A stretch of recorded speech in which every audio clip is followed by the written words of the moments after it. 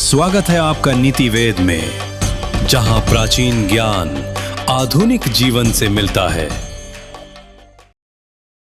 ईर्ष्या ये वो जहर है जो धीरे धीरे इंसान को भीतर से खा जाता है।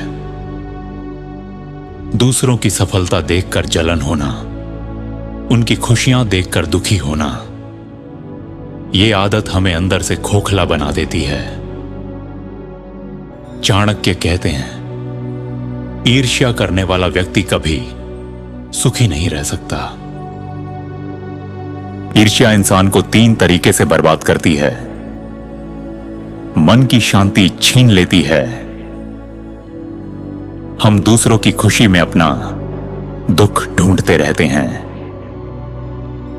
संबंध तोड़ देती है।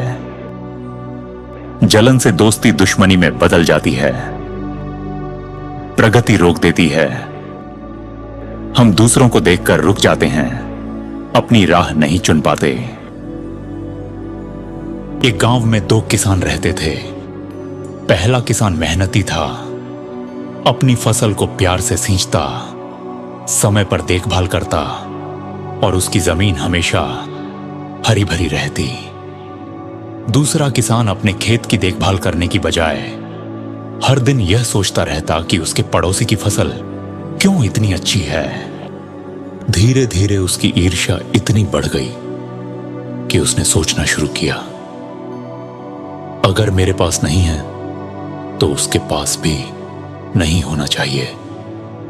इस अंधी जलन में उसने पड़ोसी की फसल को नष्ट कर दिया, सिर्फ इस संतोष के लिए कि पड़ोसी को देखकर उसे जलन ना हो। लेकिन नतीजा क्या हुआ? कुछ ही समय बाद दोनों किसान भूखे बैठे थे।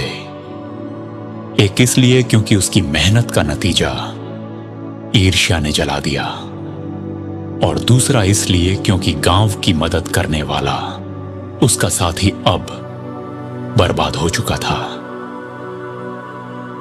महाभारत में दुर्योधन की ईर्ष्या ही उसके विनाश का कारण बनी।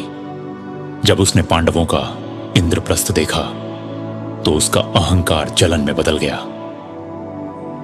उसने छल कपट से उन्हें हराने की कोशिश की, पर अंततः उसी ईर्ष्या ने पूरे कौरव वंश को नष्ट कर दिया। ईर्ष्या सचमुच जहर है।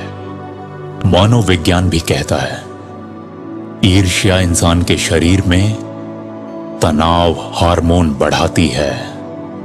धीरे धीरे ये गुस्सा, चिंता और अवसाद का रूप ले लेती है। ईर्ष्या हमें दूसरों से नहीं, खुद से हराती है। तो इस जड़ से बचने का उपाय क्या है? तुलना बंद करें। हर किसी की यात्रा अलग है।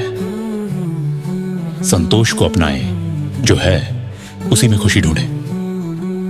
प्रेरणा लें, जलन नहीं।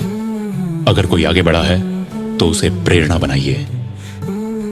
आभार प्रकट करें, जितना मिला है उसके लिए आभारी रहें। चाणक्य कहते हैं, जो ईर्ष्या करता है वह स्वयं अपने जीवन को दुखों से भर लेता है। बुद्धिमान वही है जो दूसरों की सफलता देखकर प्रेरणा ले। यही नीति वचन आज भी उतना ही सत्य है जितना सहस्त्रों वर्ष पहले था। इसलिए दूसरों को देखकर जलन मत करो, बल्कि सीखो, आगे बढ़ो और अपनी राह खुद बनाओ। ईर्ष्या सबसे खतरनाक जहर है और संतोष सबसे बड़ी दवा। अगर आपको ये बात पसंद आई हो तो वीडियो को लाइक करें और कमेंट में बताएं आपकी कौन सी नीति आपको सफलता की तरफ ले जाती है।